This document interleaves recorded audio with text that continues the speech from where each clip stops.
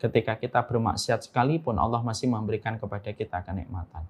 Apakah kita lupa? Kadang kita di kamar, kita bermaksiat, tetapi Allah tetap mengirimkan oksigennya untuk kita hirup walaupun kita sedang bermaksiat di dalam kamar. Itu sudah sangat jelas sekali untuk memberikan kepada kita bahwasanya Allah itu maha baik di dalam kehidupan kita. Syukur itu bukan karena Allah butuh syukurnya kita, tapi syukur itu merupakan konsekuensi ketika kita menjadi hambanya Allah. Selamat datang di channel Kalam Syiar FM. Innalhamdalillah wassalatu wassalamu ala rasulillah wa ala alihi wa sahbihi wa man tabi'ahum bi ihsan ila yaumil qiyamah. Kepada keluarga besar PRI dan Bunia, dan kepada seluruh para penuntut ilmu dari para sahabat, circle dan para karyawan yang ada, yang berkumpul pada kesempatan sore kali ini di taman-taman surga. Semoga Allah senantiasa memberikan kepada kita jalan keselamatan pada kehidupan di dunia ini, terutama ketika kita sedang berada pada akhir perjalanan kehidupan di dunia. Kita tentunya harus selalu sadar dan kita selalu aware bahwasanya hari ini kita hidup pada zaman fitnah. Tidak ada yang paling kita butuhkan kecuali adalah keselamatan. Semoga kita tidak terseret kepada fitnah yang semakin hari semakin gelap menggelayuti pada kehidupan orang yang beriman. Dan terkadang saking begitu gelapnya fitnah, kita tidak tahu siapa yang benar dan tidak tahu siapa yang salah. Kita juga terkadang kebingungan ketika kita menyikapi sesuatu. Inilah yang menjadikan kita berharap semoga Allah memberikan kepada kita obat penguat dan Allah memberikan kepada kita kekuatan. Dan tidak ada kekuatan terbesar ketika kita berada pada zaman fitnah kecuali kita diberikan ilmu.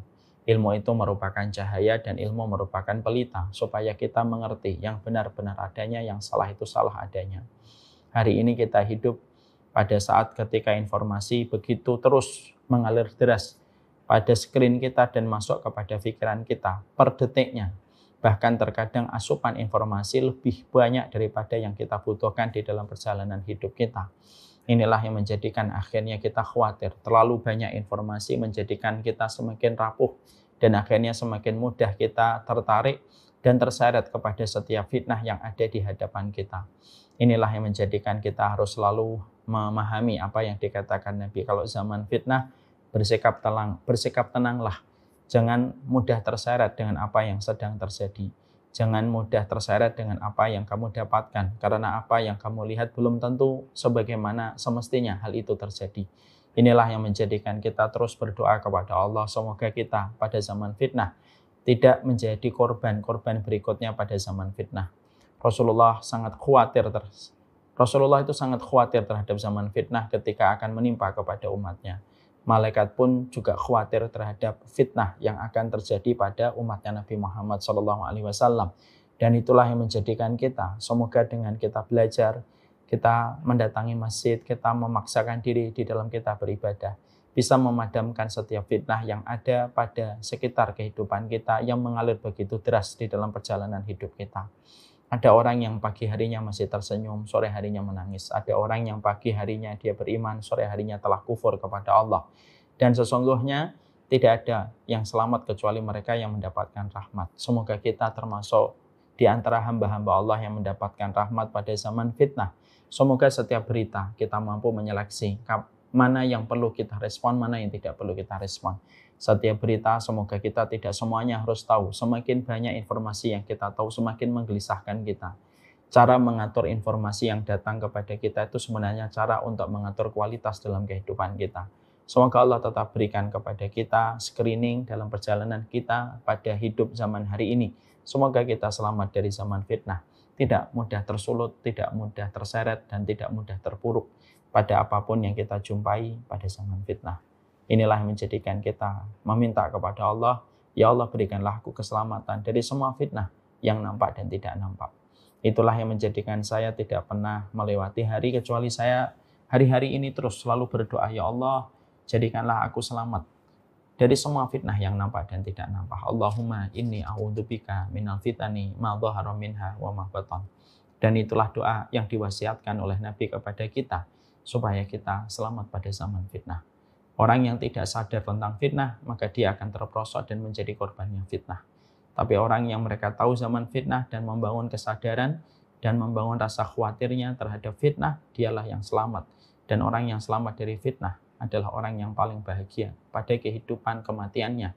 Dan dia bahagia pada kehidupan kelak ketika dikumpulkan oleh Allah di padang mahsyar. Semoga Allah jaga kita dari segala macam fitnah.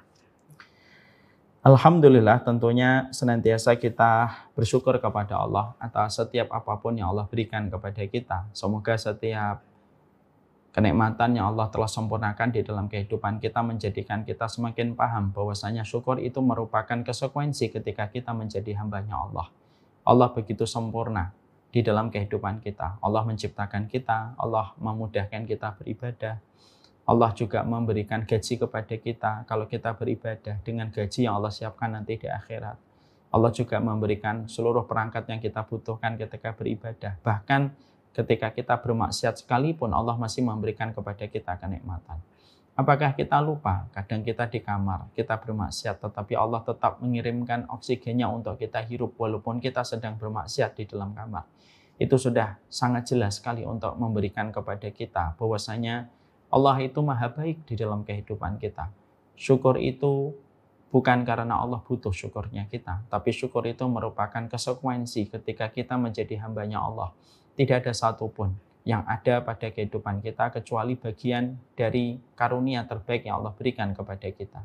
Kalaupun Allah memberikan kepada kita ujian di dalam kehidupan, bukan karena Allah benci kepada kita.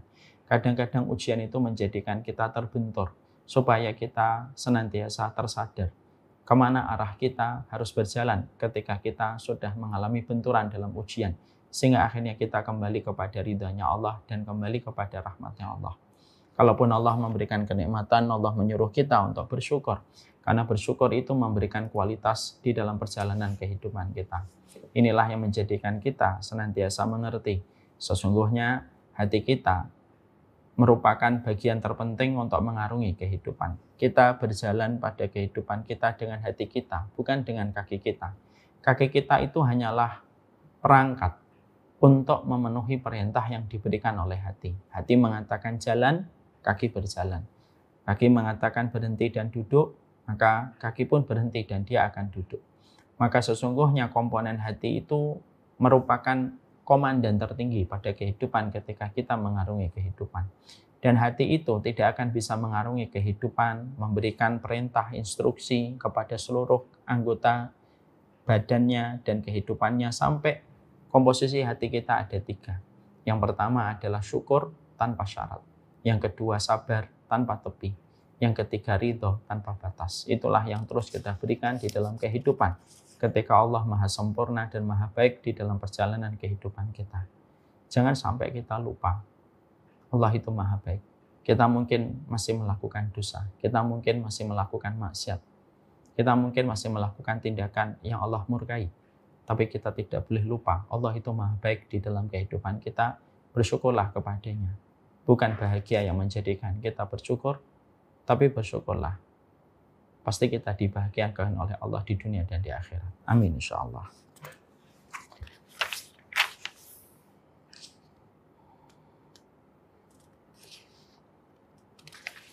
Kita pada kesempatan hari ini, kita akan menuju kepada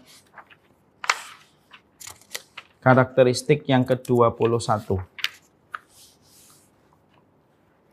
Kita akan berpindah kepada materi yang baru setelah kemarin kita mempelajari materi yang ke-20, golongan yang ke-20, mereka yang senantiasa berderma dan mereka yang senantiasa bermurah hati ketika mereka menjadi karakternya manusia yang dicintai dan diridhai oleh Allah Subhanahu wa taala. Sekarang kita menuju kepada pembahasan baru pada kesempatan hari ini. Salah satu di antara karakteristik mereka di antara hamba yang Allah cintai di dalam kehidupan, yaitu adalah Allah itu sangat mencintai setiap hambanya dan setiap makhluknya. Yang mana setiap hambanya dan setiap makhluknya itu memiliki rasa malu. Dan Allah itu sangat mencintai setiap hambanya itu yang selalu menutupi setiap apapun yang terjadi pada hidupnya. Ini salah satu di antara karakteristik yang mungkin banyak di antara kita masih belum memperhatikan, masih belum mengetahui bahwasanya Allah mencintai di antara hambanya yang memiliki rasa malu dan memiliki sifat menutupi. Kalau kita membicarakan tentang hambanya Allah, yang mereka pandai sedekah.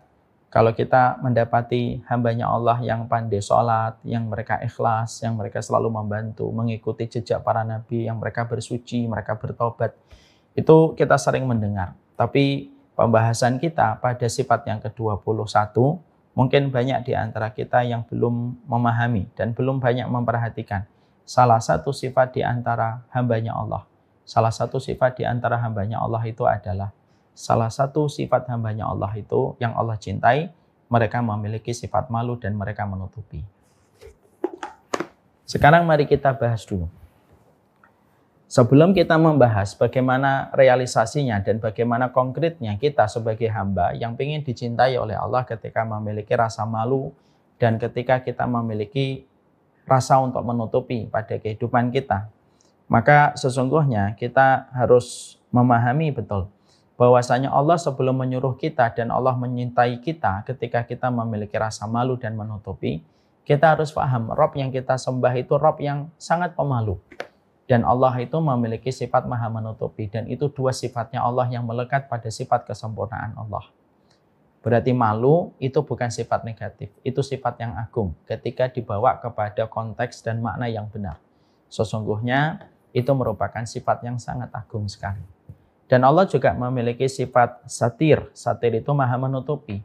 Dan sebelum Allah mencintai hambanya yang memiliki sifat menutupi, maka Allah itu memiliki sifat menutupi yang sangat kuat sekali. Yang melekat dan itu menjelaskan kemahasempurnaan Allah di dalam sifatnya. Mari kita baca dulu sebelum nanti kita menjelaskan maknanya. Rasulullah mengatakan di dalam hadis riwayat Abu dari Ya'la bin Umayyah, Anna Rasulullah sallallahu alaihi wasallam anna rajulan yaktasilu bil barazi bila izarin fasaidal mimbar fahamidallah wa asna alaihi summa qala innallaha hayyun sitirun yuhibbul hayya wa sitra fa idza igtasala ahadukum falyastatir.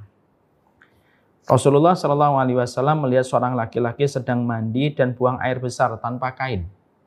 Ya. Jadi Rasulullah melihat orang mandi dan buang air besar tanpa kain. Lalu Rasulullah naik ke mimbar dan Rasulullah memuji Allah dan menyanjungnya. Kemudian Rasulullah bersabda, sesungguhnya Allah itu maha pemalu dan Allah itu maha menutupi, mencintai sifat malu dan Allah mencintai sifat menutupi. Maka apabila salah seorang di antara kalian itu mandi, maka hendaklah dia menutup diri. Hadis ini diriwayatkan secara sahih dari riwayat Abu Dawud. Dan ini merupakan sebuah landasan dalilnya, landasan ilmunya. Innallaha yuhibbu hayyin wasittir. Allah itu mencintai orang yang mereka itu pemalu dan Allah mencintai orang yang suka menutupi. Tapi sebelum kita meneruskan hadis ini, maka tentunya kita paham betul bahwasanya Allah itu memiliki sifat malu dan mungkin dari kita banyak yang masih bingung. Apa itu arti sifat malunya Allah? Kenapa Allah memiliki sifat malu? Bukankah Allah maha berkuasa dan bukankah raja di raja itu sebenarnya tidak memiliki rasa malu?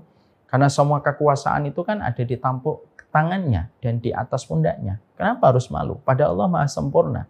Allah maha berkuasa, Allah maha perkasa. Dan semua sifat-sifat yang sempurna itu miliknya Allah semata. Kenapa Allah ada sifat malu yang melekat di antara sifat-sifatnya Allah? Tentunya ini harus kita jawab dulu supaya kita paham.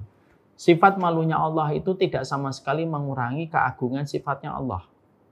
Tapi sifat malunya Allah itu sangat penting bagi kehidupan kita selaku hambanya. Kalau kita selaku hambanya Allah dan selaku makhluknya Allah, kok sampai Allah tidak memiliki sifat malu, maka yang terkena dampak buruknya itu kita. Kalau Allah yang kita sembah tidak punya sifat malu. Kan? Karena apa? Kalau Allah tidak punya sifat malu, malah porak-poranda dan berantakan perjalanan kehidupan kita. Kalau Allah yang kita sembah tidak punya sifat malu. Sehingga ketika Allah tidak punya sifat malu, bisa jadi nanti Allah zalim. Na'udzubillah. Subhanallah amma yasifun. Maha suci Allah terhadap apa yang mereka katakan. Kalau Allah tidak punya sifat malu, Allah bisa menzalimi, Allah bisa tidak berbuat adil, Allah tidak bisa mengabulkan permohonan setiap hambanya. Tapi karena Allah memiliki sifat malu itulah yang menjadikan akhirnya kita merasakan dampak kebaikan ketika Allah yang sempurna itu memiliki sifat malu.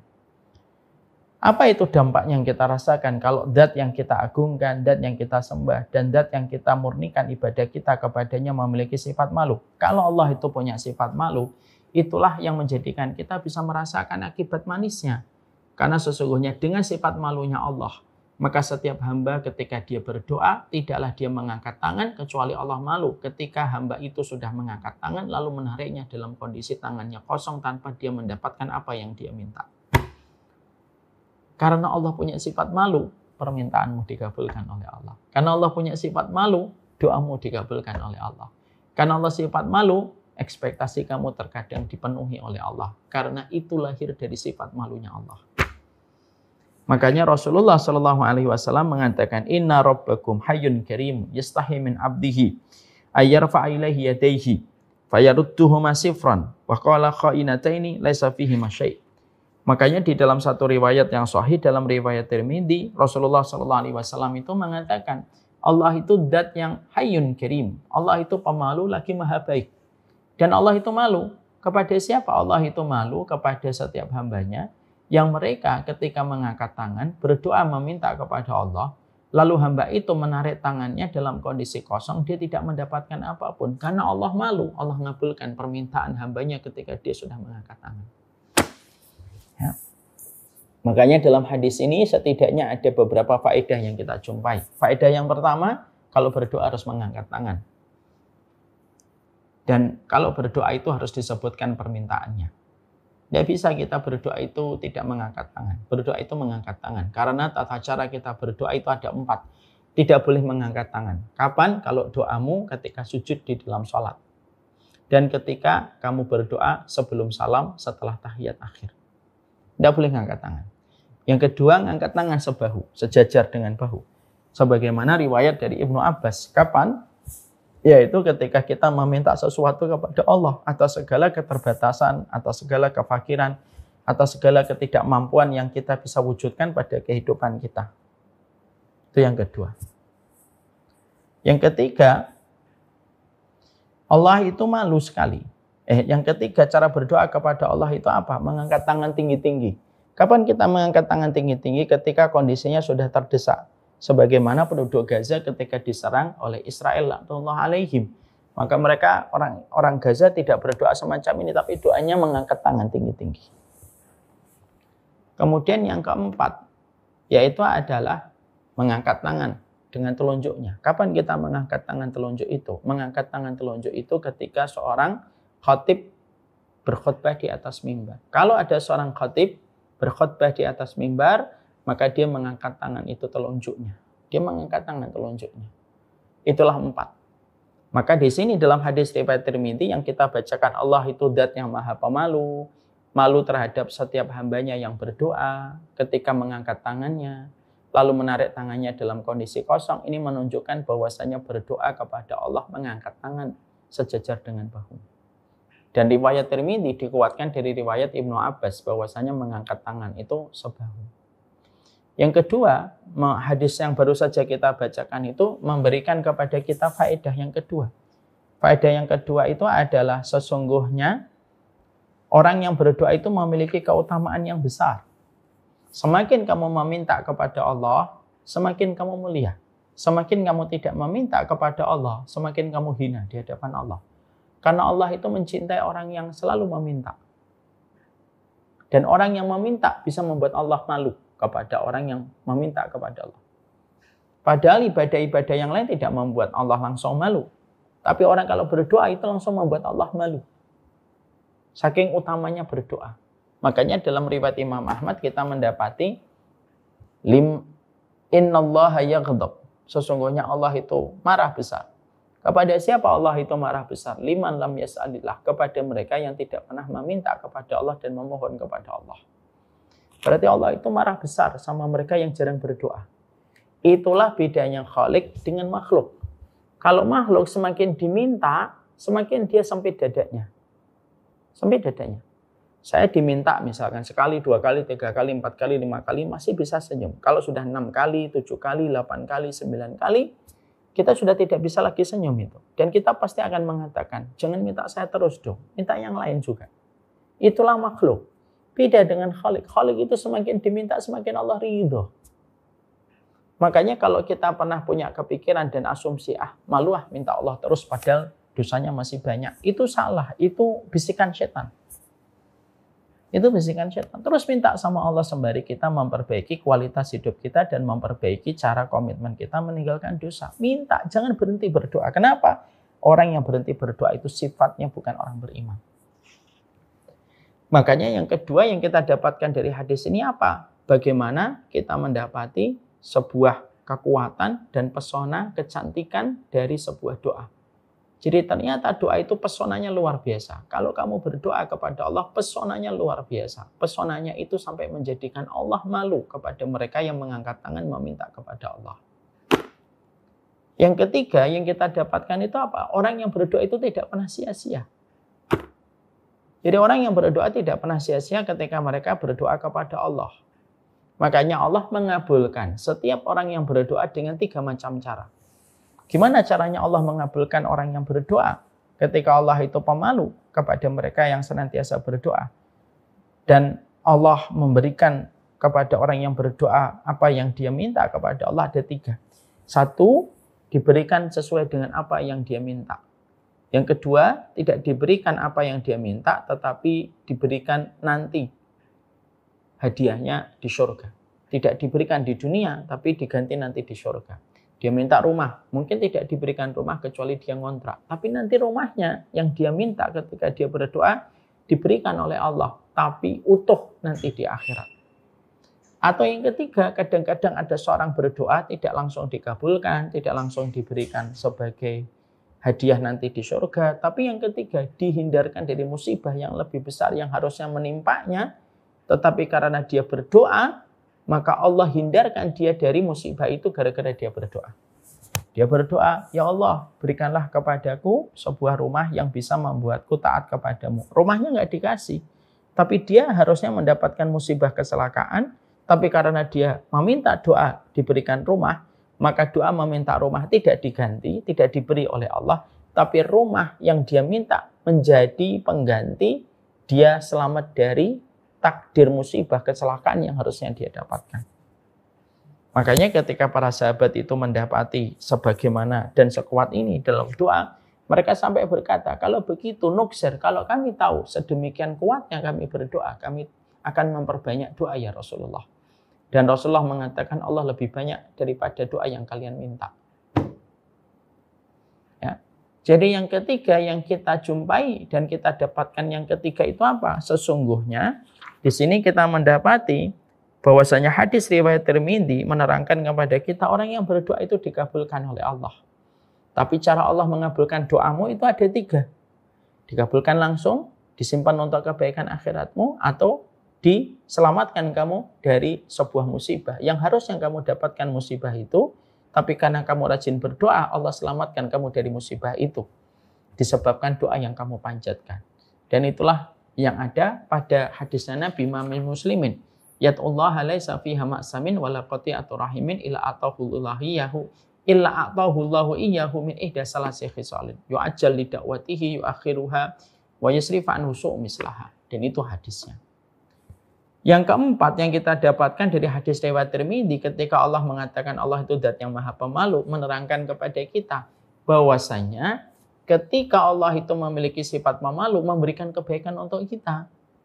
Makanya kalau kita mendapati Allah itu tidak memiliki sifat malu yang melekat kepada kesempurnaannya, keagungannya, maka itulah yang akan menjadikan kita akan mendapatkan berbagai macam keburukan dan berbagai macam malapetaka dalam kehidupan kita. Kalau Allah tidak memiliki sifat malu.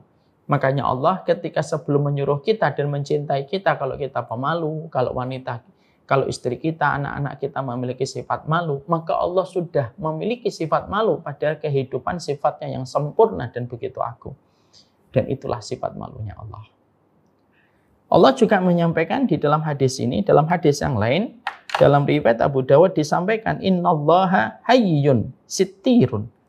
Dalam hadis yang lain, Allah juga menyampaikan, Allah bukan hanya memiliki sifat malu, yang kita baca dalam hadis riwayat Tirmidzi dalam masalah doa, tapi diterangkan di dalam pembahasan yang lain, Allah itu juga memiliki sifat maha menutupi. Dan banyak di antara kita itu mungkin belum paham. Apa artinya Allah itu memiliki sifat maha menutupi? Artinya, konteksnya itu positif. Konteksnya itu positif bagaimana? Artinya bahwasanya kalau Allah mendapati ada seorang hamba, ketika Allah memiliki sifat menutupi, Allah itu kalau mendapati seorang hamba melakukan dosa dan kemaksiatan, maka dosa dan kemaksiatan yang dilakukan oleh hamba itu tidak langsung dibuka oleh Allah, kecuali Allah menutupinya. Saking begitu sempurnanya Allah. Bukan hanya Allah itu Ghafur, bukan Allah itu Ghaffar, bukan hanya Allah itu Tawwab, tapi Allah itu memiliki sifat sitir. Allah itu menutupi. Ada tisu nggak? Sama air putih. Sehingga Allah itu ketika memiliki sifat menutupi, dan sebelum Allah mencintai kita selaku hambanya yang memiliki sifat menutupi, maka Allah itu maha menutupi. Makanya bergembiralah ketika Allah itu memiliki sifat maha menutupi. Karena dengan sifat maha menutupinya Allah itu kita merasakan kebaikan dalam kehidupan agama kita. Artinya konsekuensinya apa sih Ustadz kalau Allah memiliki sifat maha menutupi? Kalau Allah mendapati seorang hamba, dia melakukan dosa, maka tidak langsung dosa itu dibuka oleh Allah dan diperlihatkan oleh Allah kepada banyak orang. Tapi Allah itu menutupi hamba itu dengan dosanya supaya hamba itu bisa merasakan kasih sayang Allah, bahwasanya ketika dia baru berbuat dosa sekali, Allah itu menutupinya. Supaya dosanya ini tidak kemana-mana. Dan supaya dia tidak dipermalukan, tidak dihinakan. Kalau dia masih melakukan dosanya itu sekali, dua kali. Karena apa? Allah bukan hanya lembut menerima permintaan maafmu dan permintaan tobatmu. Allah itu saking lembutnya, Allah menutupi dosamu. Jadi ilustrasinya ini dosamu, Allah tutupin. Allah tutupin dulu. Ini maha menutupnya Allah. Ya, jadi kita harus paham, Allah sebelum mencintai dan mewajibkan orang beriman untuk memiliki sifat malu dan menutupi, Allah itu telah menetapkan pada sifatnya itu malu dan menutupi. Dan salah satu sifat menutupinya Allah itu apa? Dosamu kalau baru sekali, dua kali, tiga kali masih ditutup oleh Allah, karena itu merupakan konsekuensi dari sifat Allah yang maha menutupi. Itu sifat, konsekuensi dari sifat maha menutupinya Allah. Makanya orang kalau berbuat dosa, perhatikan kata Ibnu Umar.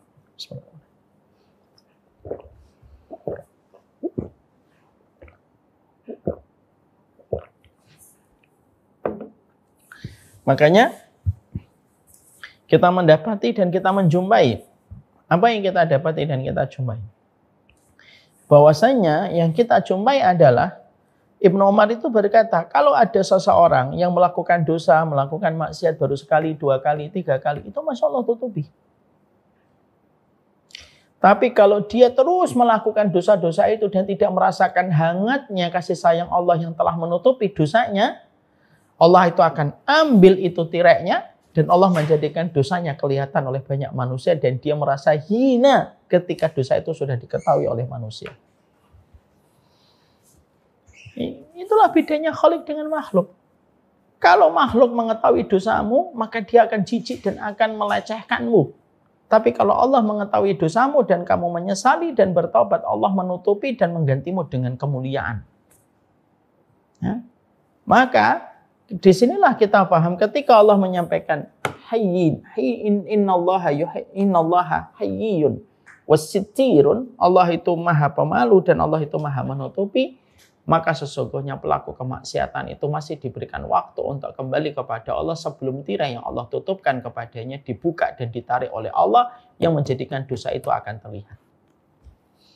Ya, makanya contoh konkretnya gimana? Ada orang melakukan zina. Kalau zinanya itu baru sekali, dua kali, tiga kali, gitu, masih ditutup sama Allah. Orang kalau zina itu masih sekali, dua kali itu ditutup oleh Allah. Tapi kalau dia terus melakukan zina terus gitu, akhirnya apa? Yang sudah Allah tutupi dibuka oleh Allah. Dibuka itu oleh Allah. Lalu akhirnya dosa zinanya itu kelihatan oleh banyak orang dan orang itu mencela. Dan orang mengetahui dosa zina yang dia perbuat dan dosa zina yang telah dia lakukan. Itu menunjukkan tidak ada dosa besar. Kok sampai akhirnya ketahuan kecuali pelakunya sudah dikasih oleh Allah tenggang waktu untuk kembali kepada Allah dan tidak melanjutkan dosa itu, tapi dia terus melanjutkan tenggang waktunya dan dia menyanyiakan apa? Dia menyanyiakan waktu yang Allah telah berikan kepadanya. Sehingga dia sendiri yang nanti akan terhina di hadapan mata manusia. Inilah yang kenyataannya, kata Ibnu Umar. Kalau dosa zina itu baru sekali, ditutup sama Allah. Kalau mencuri itu baru sekali, korupsi sekali, itu ditutup sama Allah.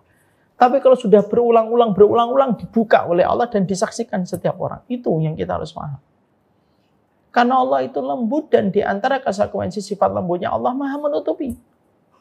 Ini ada satu kejadian, kisah nyata ini.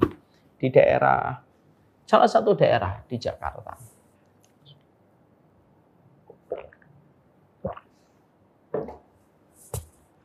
Salah satu daerah di Jakarta.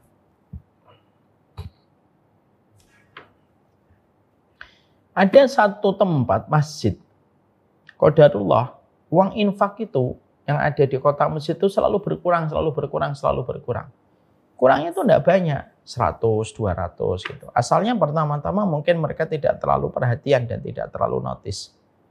Kok ini kelihatannya kurang? Sampai akhirnya lama-lama, wah ini kelihatannya memang sudah berkurang ini. Dan pasti ada yang ngambil. Dan mereka tidak pernah menduga dan tidak pernah bisa memprediksi siapa sebenarnya yang ngambil uang infak mereka. Mereka tidak bisa memprediksi. Sampai akhirnya ada seseorang, dia baru saja beli handphone. Jadi dia baru saja membeli handphone.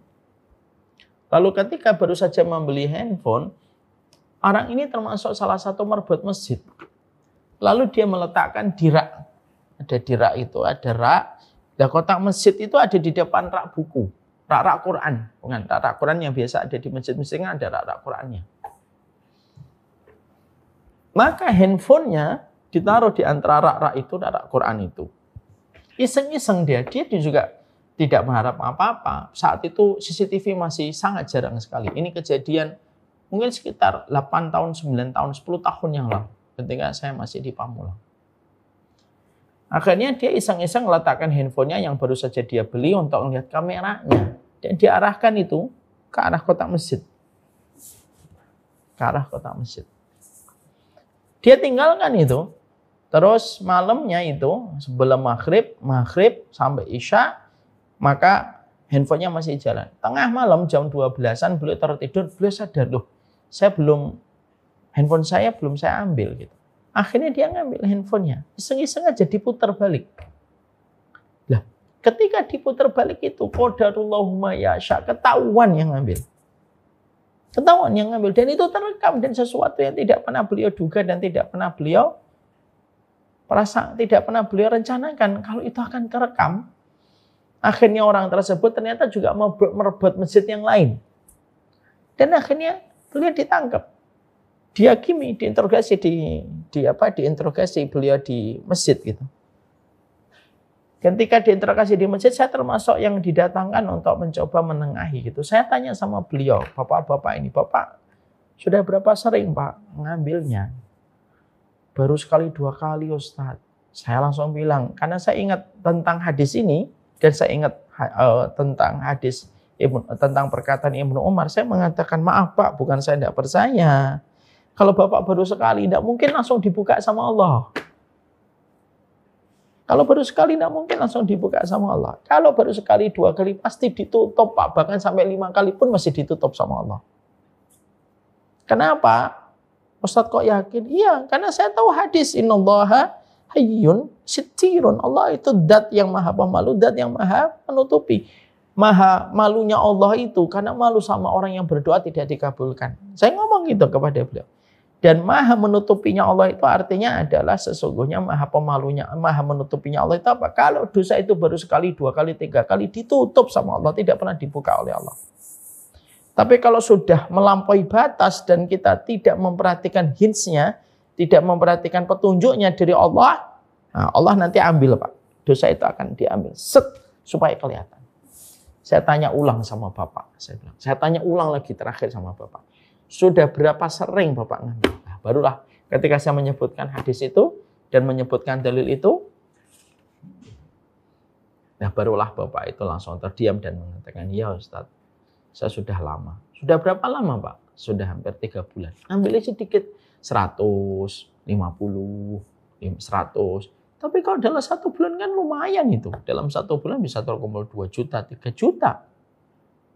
Ambilnya pelan-pelan 1, sehingga tidak kentara di antara tumpukan-tumpukan uang itu.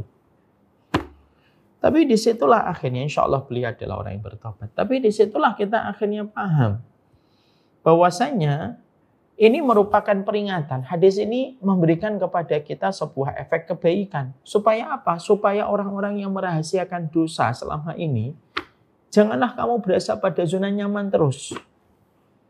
Jangan kamu berada pada zona nyaman terus-menerus bahwasanya dosa itu akan terus bisa kamu lakukan. Makanya orang kalau pakai narkoba sekali, 2 kali, 3 kali tidak ketahuan polisi. Tapi kalau sudah 5 kali, 6 kali, 7 kali sudah pecandu, pasti nanti pasti meninggalkan jejak. Di antara lintal-lintal polisinya, itu dicari, itu pasti ketemu itu. Selalu dapat. Allah itu selalu memiliki sifat itu.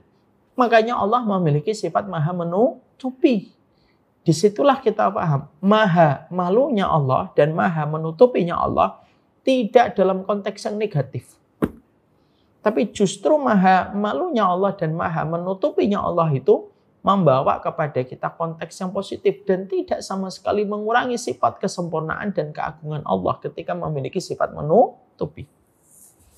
Supaya setiap manusia ketika paham Allah itu maha pemalu, kita berdoa, tidak pernah kita berprasangka buruk bahwasanya doa kita tidak dikabulkan. Dan kita kalau mengetahui Allah itu maha menutupi, rasakan kelembutan rahmatnya Allah. Sampai kamu pun bermaksiat masih ditutup sama Allah. Yang sama kan orang kalau sudah melakukan selingkuh perzinahan gitu. Kalau itu baru sekali, 2 kali, 3 kali ditutup sama Allah.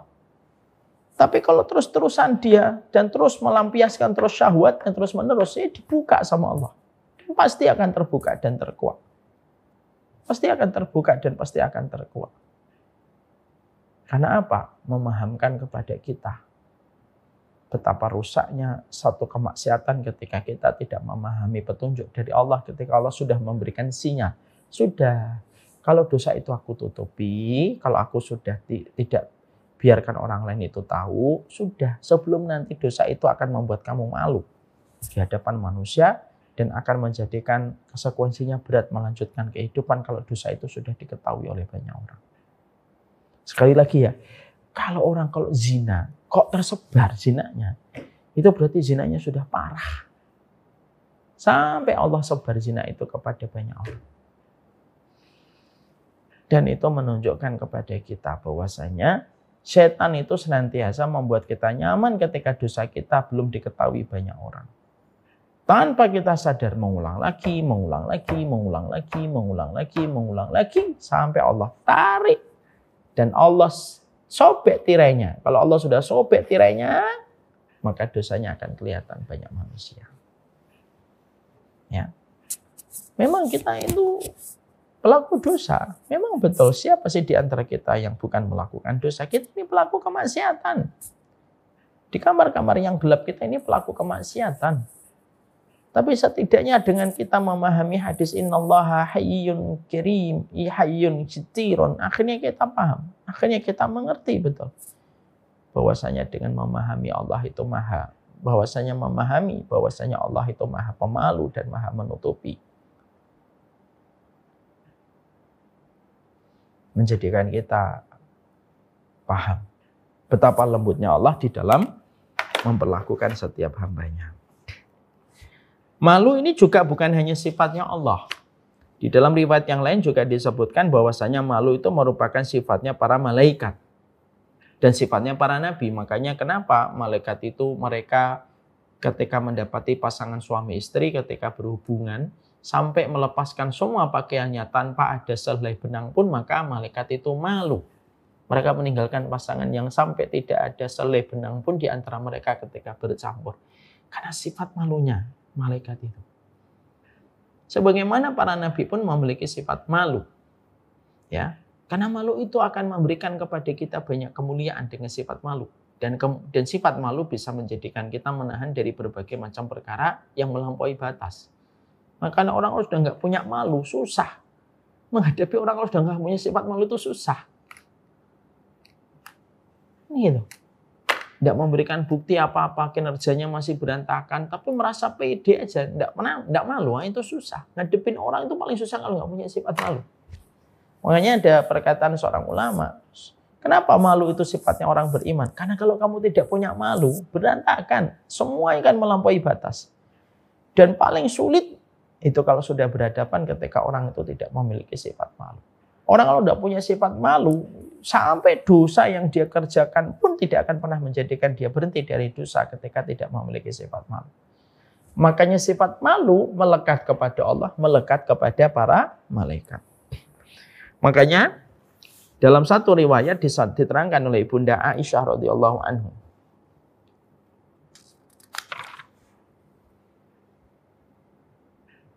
Ya.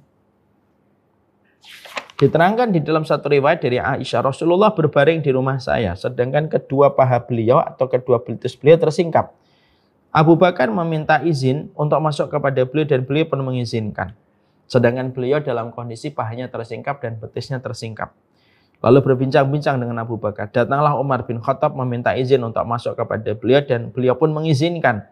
Dan beliau pun masih pahanya tersingkap dan betisnya tersingkap.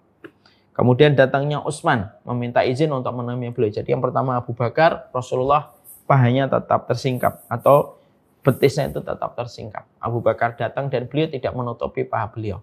Ketika Umar bin Khattab datang, maka pada saat itu Rasulullah mengizinkan dan ketika saat itu Rasulullah tidak menutupi betisnya beliau. Lalu yang datang adalah Utsman bin Affan meminta izin kepada Rasulullah. Maka ketika Rasulullah mendengar Utsman bin Affan yang minta izin untuk menemui Rasulullah, maka ketika Nabi itu memperbaiki pakaiannya. Lalu beliau berbincang-bincang kepada Utsman. Ketika Utsman keluar, maka Aisyah itu berkata, dakhala Abu Bakar, falam tahtash lahu, walam tubalihi. Summa dakhala Umar, falam tahtash lahu, walam tubalihi. Summa dakhala Utsman, fajalasta, wasawaita, siyabak. Lalu Aisyah ketika melihat kejadian itu, Aisyah itu penasaran. Lalu beliau mengatakan kepada Rasulullah, ya Rasulullah, ketika Abu Bakar itu masuk, engkau tidak bersuka cita menyambutnya dan tidak engkau terlalu menghiraukannya. Artinya engkau tidak langsung merapikan bajumu. Ketika Umar datang, maka engkau tidak langsung berdiri menyambutnya dan juga kamu tidak menutupi kedua betismu. Tapi ketika Utsman itu datang, kenapa engkau duduk? Engkau duduk, tidak bersandar gitu, tapi langsung duduk rapi dan kamu merapikan pakaianmu yang menyingkap betismu itu. Maka Nabi Shallallahu Alaihi Wasallam berkata, apakah kamu tidak malu? Di mana para malaikat pun malu kepada sahabat Utsman. Insya Allah. Sampai akhirnya kita mendapati sampai malaikat pun memiliki sifat malu kepada Utsman. Saking begitu sempurnanya keimanan yang dimiliki oleh sahabat Utsman. Makanya maaf, kalau kita bicara sedikit ya tentang Utsman. Utsman itu merupakan sahabat, Masya Allah, yang hartanya lebih fasih daripada khutbahnya. Yang hartanya itu lebih fasih daripada khutbahnya. Utsman bin Affan itu terkenal, kalau beliau khutbahnya Utsman bin Affan itu tidak sampai 10 menit, 15 menit. Kalau khutbah itu singkat, pendek. Kalau khutbah Jumat itu baru duduk, udah selesai. Tapi, kenapa? Karena Utsman itu saking pemalunya, kalau ngomong itu tidak bisa panjang. Itu sahabat Utsman. Beda dengan Amr bin As. Amr bin As itu diplomatik. Beda dengan Abu Bakar. Abu Bakar itu khutbahnya menggetarkan, sebagaimana Umar. Kalau sahabat Utsman itu tidak bisa khutbah. Bisa khutbah, pemalu dia. Saking malunya sampai malaikat pun malu sama sahabat Utsman. Jadi malu itu. Makanya kalau khutbah itu sebentar. Ya, kalau beliau masih hidup hari ini, Masya Allah. Kalau beliau masih hidup hari ini, Masya Allah itu. Pasti orang itu rame nyari jadwal khutbahnya sahabat Utsman di mana. Supaya cepat selesai khutbahnya. Lah, sahabat Utsman ini memiliki sifat malu. Ketika beliau memiliki sifat malu itulah, maka hartanya lebih fasih daripada khutbahnya. Kenapa? Hartanya itu mengairi semua perjalanan-perjalanan dakwah. Semua proyek-proyek dakwah itu mendapatkan manfaat dari hartanya Utsman bin Affan. Dari hartanya Utsman bin Affan. Dan itulah yang menjadikan sahabat Utsman bin Affan itu disebut di dalam perkataannya, hartanya lebih fasih daripada hartanya. Lah sifat malunya sahabat Utsman itu sampai membuat para malaikat itu malu. Sehingga sifat malu ini bisa akhirnya menjadikan kita mendapatkan sebuah kesimpulan. Sifat malu itu sifat baik. Allah pemalu, malaikat pemalu, para nabi juga pemalu, nabi pemalu. Bahkan Nabi pun memperbaiki betisnya, pakaiannya yang tersingkap ketika Utsman itu datang. Sehingga kalau ada seseorang tidak memiliki sifat malu, berarti tidak memiliki sifat kebaikan. Berarti tidak memiliki sifat kebaikan. Makanya dikatakan oleh Abu Sa'id Al-Khudri radhiyallahu anhu, bahwasanya di dalam satu hadis yang sahih disebutkan kana Nabi asyaddu haya'an minal adra' fi khidriha. Fa'idha ra'a syai'an yakrahuhu arafnahu fi wajhihi. Nabi itu pemalu. Lebih pemalu daripada perawan di dalam pingitan. Jadi Nabi itu pemalu. Lebih pemalu daripada perawan di dalam pingitan. Apabila beliau melihat sesuatu yang tidak beliau sukai, maka seketika dapat kita ketahui dari wajahnya. Jadi wajahnya itu kelihatan. Dan Nabi itu bukan orang yang selalu ngomongnya itu apa adanya. Tidak ngomong langsung. Maaf, jadi Rasulullah itu bukan orang yang langsung ngablak ketika bicara. Jadi kalaupun mengingatkan itu mengingatkannya dengan lembut sekali. Tidak langsung ngablak, apa yang dipikir langsung keluar. Enggak, Nabi itu bukan tipe semacam itu. Bahkan terkadang kalau beliau mendapati sesuatu yang tidak beliau sukai, beliau tidak langsung ngomong. Beliau cukup kelihatan dari wajahnya itu nggak suka. Makanya Nabi kalau beliau makan, kelihatan sifat malunya. Kalau dia suka, dia makan. Kalau dia nggak suka, dia tinggalkan. Dan dia tidak komentarin itu. Sifat malu itu yang dimiliki oleh Nabi.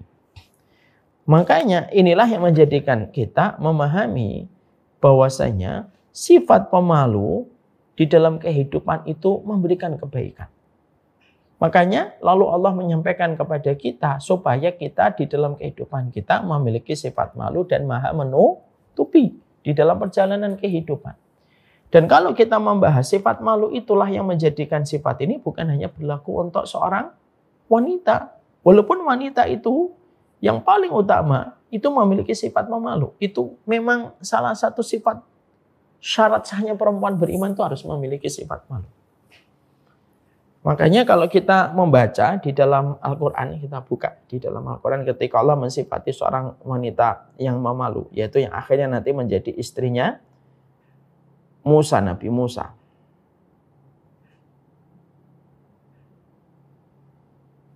Ya. Di dalam surat Al-Qasas 25.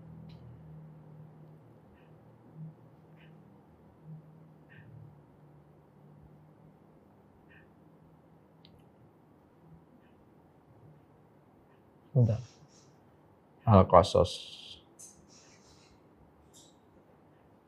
Sebentar saya bukakan.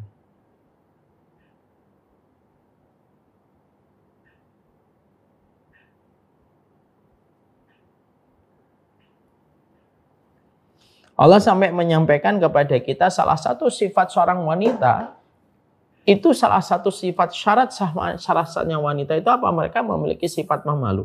Maka Allah sampaikan bagaimana Allah ketika memuji salah satu di antara dua wanita yang ditolong oleh Nabi Musa ketika Nabi Musa meninggalkan Mesir. Dan salah satu dari dua wanita ini yang pemalu yang akhirnya Allah jodohkan kepada Nabi Musa.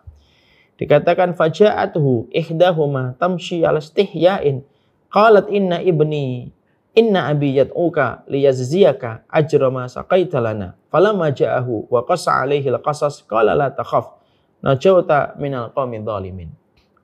Dikatakan dua gadis yang dibantu oleh Nabi Musa ketika mereka sedang berebut dan mereka selalu dikalahkan oleh pihak laki-laki yang mengambil air lalu dibantu oleh Nabi Musa. Lalu akhirnya mereka ketika menceritakan peristiwa itu kepada bapaknya memberikan amanah. Panggil itu laki-laki yang membantu kalian. Panggil itu laki-laki yang membantu kalian untuk datang ke sini. Lalu Allah menceritakan detail deskripsi peristiwanya. Maka salah satu dua wanita itu datang dalam kondisi malu, berjalan ke malu-malu. Berjalan ke malu-maluan kepada Nabi Musa.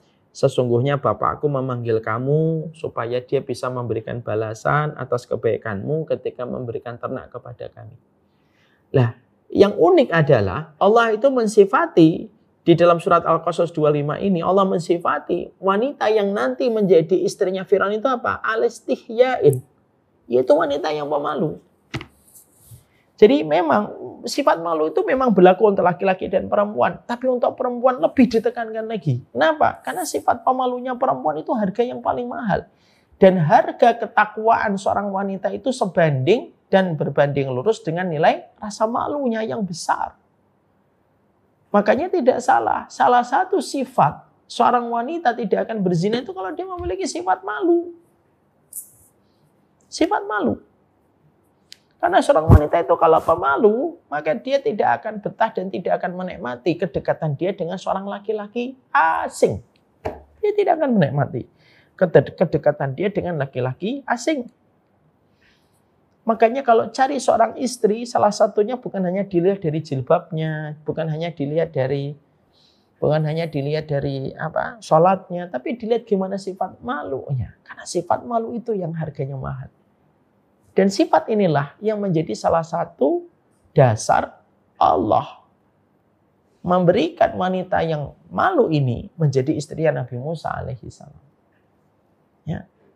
Dan kalau seorang perempuan itu kalau sudah betul-betul dia menjaga dirinya dari, kalau seorang wanita itu sudah memiliki sifat malu, maka perempuan ini akan sulit dijinakkan dan sulit ditaklukkan untuk melakukan zina. Kalau dia betul-betul malunya karena Allah. Ya, itulah sifat malu. Makanya kembali kepada keumuman sifat malu. Akhirnya kita mendapati kalau Allah memiliki sifat malu, malaikat memiliki sifat malu, Nabi memiliki sifat malu, orang beriman pun harus memiliki sifat malu. Sifat malu ini penting. Makanya Rasulullah mengatakan, "Idza lam tastahi fasna ma syi'ta." Kalau kamu sudah enggak malu ya berbuat sesuai apa yang kamu inginkan. Jadi kalau orang itu sudah enggak memiliki sifat malu itu, sudahlah semau-mau kamu. Kan kita sering dapetin, kadang-kadang kita sebel sama orang yang enggak punya sifat malu. Sudah melakukan banyak kesalahan, kekurangan, tapi ya tetap masih pede aja. Karena enggak punya sifat malu kalau sudah dalam kondisi semacam itu. Sehingga akhirnya tidak salah kalau kita akhirnya menjumpai bahwasanya iman dan rasa malu itu bergandengan dan tidak terpisahkan.